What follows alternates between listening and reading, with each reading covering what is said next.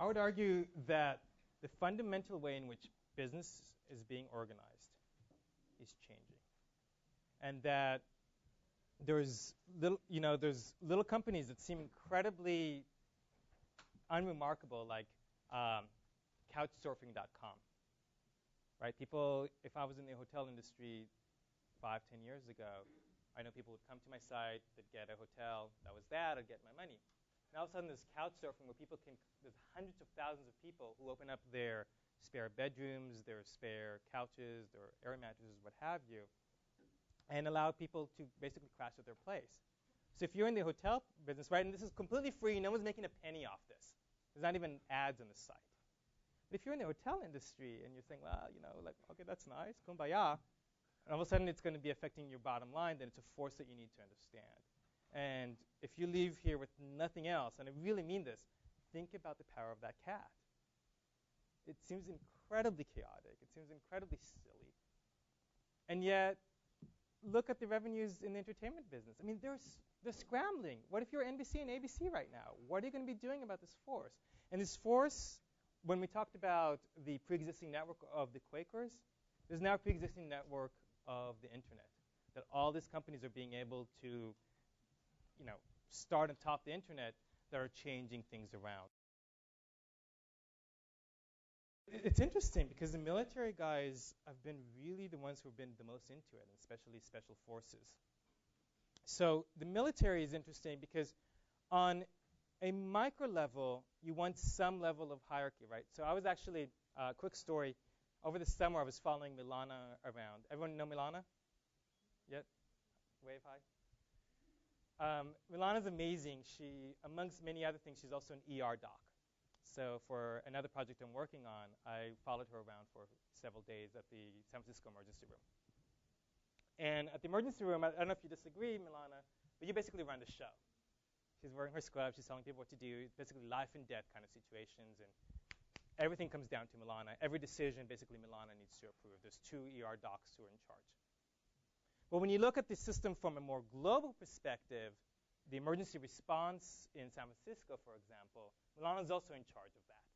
But she doesn't want to be, because she thinks that, and tell me if I'm wrong, that if we're encountering a disaster like an earthquake or a terrorism event, we're actually not equipped, like look at what happened in Louisiana, to really take on a massive disaster while being a spider. Why? Because in a decentralized network, knowledge is distributed to the edge of the network. So if I'm in Noe Valley in San Francisco and she's all the way at UCSF, we're about 5 miles apart, but I have better knowledge being local. Why should the knowledge go all the way up the chain of command and then all the way back down? It's not efficient, it's not as quick, and we're not going to be as resilient. So taking that metaphor and using it in the military, if you're in Afghanistan, do you want the decisions to be made in Washington or by a general on the ground, or do you want it to be made by small little teams of 6 to 8 individuals who are literally sitting there with their BlackBerries? I mean, I'm so impressed with what the special ops have been doing. They sit there with BlackBerries and they communicate to each other, to other little circles, and they're able to have the freedom and flexibility to actually wage effective war against Al-Qaeda. By the way, a Middle East nation read an early copy of this book and kind of had a lot of the same questions. It went up to Parliament, and they decided to experiment with this and decided to do little circles of retired cops. And just in the middle of the night, they go out, and they basically know which Al-Qaeda cells are out there. And they're going out just fighting them completely underneath the radar. And there's human rights issues obviously involved. But the fact that we've heard is that they've spent 1% of the regular budget on these groups, and that they're the only thing that are working. Again, because you have distributed armies going out there.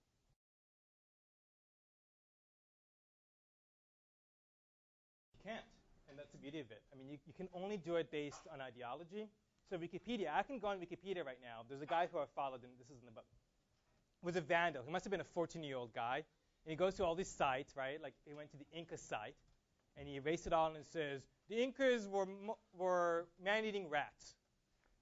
And you can try to take off his IP, but that's probably his access, but that's probably pretty hard to do. And instead, in those systems, what's beautiful about them is while there's a lot of variance, and there is more noise than a Smith-Barney in terms of people having their voice, and some of those voices are going to be not very productive, there's still a community that comes together, and there's someone sitting there cleaning up after him. So you go to Wikipedia. I encourage you guys to do this. You see some of the people, read the bios of some of the people changing the pages. And one bio is this guy who is a design engineer, and he really gets upset that Wikipedia pages don't look pretty enough. And that's the big thing. So he goes to all these sites and makes them pretty, and he makes sure all the text is the right color and the right size, and then it's aesthetically pleasing. I personally don't really care about aesthetic pleasing stuff, right? Like, I'm happy I'm wearing a jacket. It's a big step for me. And yet, if you open up the door to let people contribute, something magical will happen. And for me, the most surprising thing of writing the book was how time and time again you see how in an open system, people just want to help, and people are very trustworthy. So you're right that there isn't as much accountability, and if you're flying a plane and stuff, you don't want an open system. If you go to the ER, like, I want Milana to be in charge. I don't want you guys. Like, I don't really care what you guys have to think about my illness. I want to hear what Milana has to say. But if you're looking at it from a more macro perspective, the input and thoughts of the community tend to be very accurate and actually much more efficient way of getting information out there.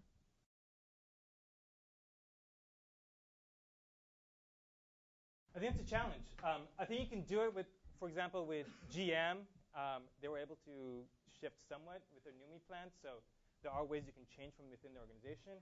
I think the biggest challenge when we look at our global affairs, what kind of people end up being high up in the FBI? They're really smart, they're really patriotic, but they also probably really like hierarchy and big systems.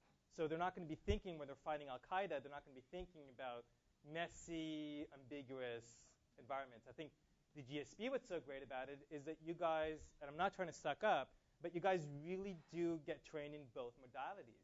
You have the strategy elements of it, but you also have the touchy-feely elements, which is ambiguous, which is less controlled, and that you need to bring both mindsets, I think, in this new world. But it's a challenge. So partnering, like GM partnering with Toyota? It might be partnering. I mean, it might be IBM has now opened up all of its software is open source. Sun Microsystems, every piece of software that Sun Microsystems makes is now open. I mean, think about that. You're a software company, for God's sake, and you're giving away your stuff for free, so you're trying to adapt in this new world. God knows whether they'll succeed or not, but they're trying to play with this model and trying to figure out how can you play within these new rules. So then my second question is, like, you just mentioned to us that you don't want your money being controlled by, you want it controlled by Smith Barney. Right. And you want Milana answering questions about your health. Right. So what are there certain industries or functions that you think should not be Starfish? That should not be Starfish? I have questions whether finance should really become Starfish, and I mean, I think there's big trends working within finance, within microlending, and those efforts. I think that's a lot of heavy industry. They're going to see Starfish more kind of within the company and stuff like that, and they're going to see it within the supply chain. But I don't know if there's necessarily a need to completely decentralize, I don't know, like airplane manufacturing or something like that, right? Although Airbus isn't doing so hot these days, but I don't know if it's because of Starfish or because they're just like the product they're making is actually too big of an airplane. I don't think necessarily every industry needs to change, but every industry is being affected by this.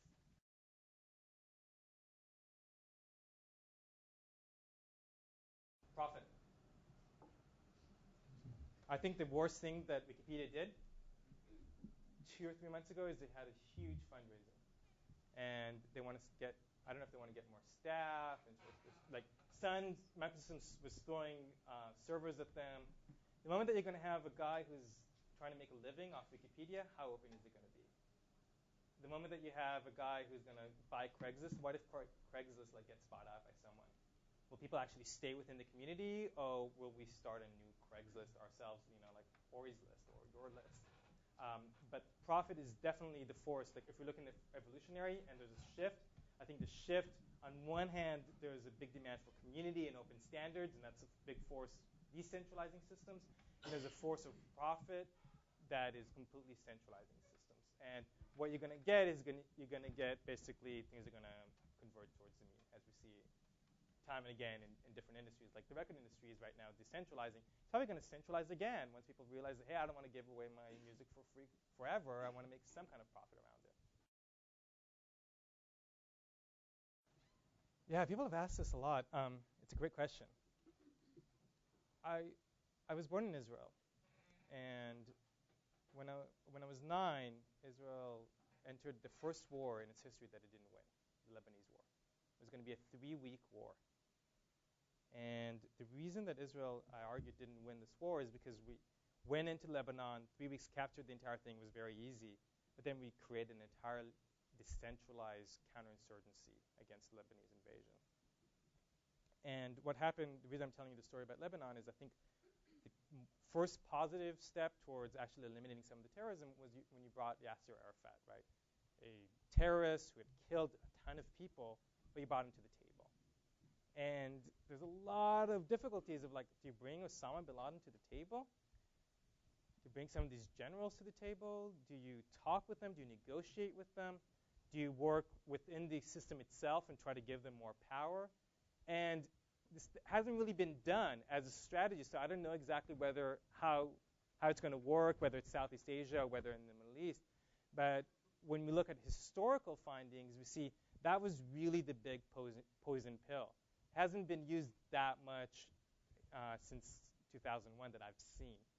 The system that has been used the most efficiently so far was the decentralizing ourselves strategy, and there has been some amount of success with ideology. Like you look at the Kashmir earthquake and how we went in there with helicopters, giving them food and shelter, and that really changed some of the perceptions of Americans temporarily in the region. Microenterprise is all about decentralizing credit risk, right? You have circles of 5 people, or I think they don't go as big as 5 usually, or 5 or 8 people. And basically, we're going to vouch for ourselves. So in the social sector, I think it's a huge movement. I think even more interesting than microcredit is what's happening with online kind of activism type stuff. So you look, recently the Connecticut primaries, Lieberman should have won the primaries. There's no reason why Lieberman shouldn't have won the primaries. He was a senator for, 3 terms. He had a ton of money. He was, 100 votes short of becoming vice president of the United States. Why the heck did this guy lose? And the reason he lost was because of a tiny little nonprofit in Berkeley called MoveOn.org. And MoveOn leveraged their power and their decentralized networks in order to get people to fight Lieberman. And this power was so unstoppable that Lieberman actually lost the Democratic primary. So I think there's a lot of interesting stuff around online activism. There's a great company called Get Active Software, which is doing very similar stuff. But you're right, the social sector is, and ironically, when you look at it from a funder's perspective, the funders are wanting them to get more and more centralized. Give me your numbers. Basically act like a spider. For Omidyar, right? Except for Omidyar. Omidyar is doing wonderful things, and he's investing in really interesting stuff. He's invested in Meetup.com, a great site. So I think he's doing a really great job. I think that's an incredible challenge. So when I was here I was here in 99 to 2001. Not a single person in the room, if we had this exact same thing, would be wearing a shirt. We would all be wearing T-shirts, and we were incredibly arrogant. And job offers were just being thrown at us, over and over and over again. And the reason for that is obviously the dot-com boom, and there was a lot of craziness around that. I think there's 2 observations about this with new economy, old economy. One is we're throwing a lot of money at Web 2.0 companies. The challenge with them is that it's very hard to make money off them. The counter to that is just because they're not making money doesn't mean that they're not fundamentally changing the world. The second element is a lot of these new companies that are piggybacking on top of old economy are actually piggybacking on top of you guys. So we're here in Silicon Valley, best business school in the country, yoo-hoo for us, but a lot of these companies are coming out of Florida and like people sitting in a room in like Estonia. And those places, this used to be the Hollywood of tech, and they're building upon everything that we created here and creating these new companies that may not be making as much money but are still disruptive. But But the balance between the two, they need each other. And I think that might then swing the pendulum back, again, profit motives, back to centralized again, to be able to ride atop. But we created this huge infrastructure with the internet that is completely open for people to do whatever they want to, like, who cares about Hilton? Let me start couch surfing. Like, it's a disruptive technology.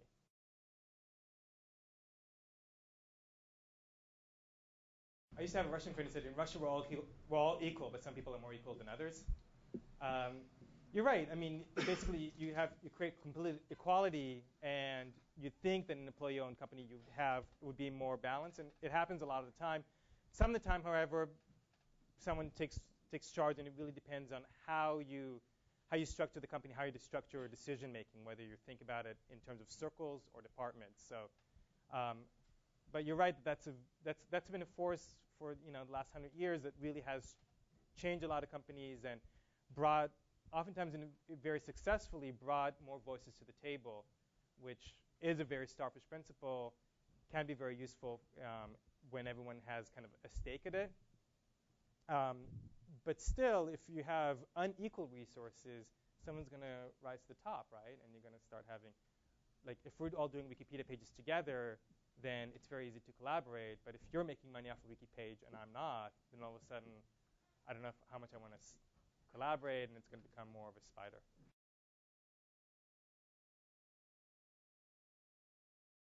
eBay. eBay is probably the best and more successful hybrid out there right now. When you think about it, ironically, eBay was started without a profit incentive. The guy just wanted to sell, the stories that he wanted to sell, the Pez dispensers, and only started charging money when his server was being, like his ISP was charging him a couple $100. Like, wait a second, I don't want to take this cost myself. Let me actually charge users for this. The challenge with eBay is, their Starfish element is their competitive advantage. It's the only reason people haven't left them. They jack up prices. Amazon comes into the industry. Yahoo comes in, all trying to offer auctions for free, and yet people stay at eBay. The challenge is, well, you also have PayPal, which is incredibly centralized. So how do you balance the two together? And that's actually what they're trying to figure out within the company. Other examples of it, and you're right, it's not an either-or kind of situation. I'd really check out Tax Almanac and see how Scott Cook is able to leverage the power of the community. Tax Almanac is not really branded by Intuit that much. They're not really trying to capitalize any money out of it. They're just really trying to support community. And there's something special about, even though their accountant's talking about like Form 1099 or whatever, there's something kind of special about the fact that they're able to contribute information, and then Scott gets his engineers to monitor those discussions and implement some of the suggestions and fixes into versions of Quicken and stuff like that. But I think that's where, if you guys are thinking of starting a company, I think there's a good place to start to look into the hybrid space. It's hard to make money as a pure Starfish, but I think it's really attractive making money in the, YouTube can arguably be said that it's really a hybrid. There's someone in charge. That might be YouTube's problem. If they have too much illegal content on there, then people are going to sue them out of existence, right? I personally don't think that YouTube was a smart acquisition. Like, why, if you're Google, do you want to assume all that liability? The moment you have two options. Either they're going to sue you out of existence, right? Or you say, you know what, no more illegal content. But then the moment there's no more illegal content, people aren't going to YouTube to watch dancing cats. They're going to YouTube to watch, like, yesterday's episode of The Office. And then someone else a new entrant will come in, and people will very easily switch. So there's not much of a network effect with them.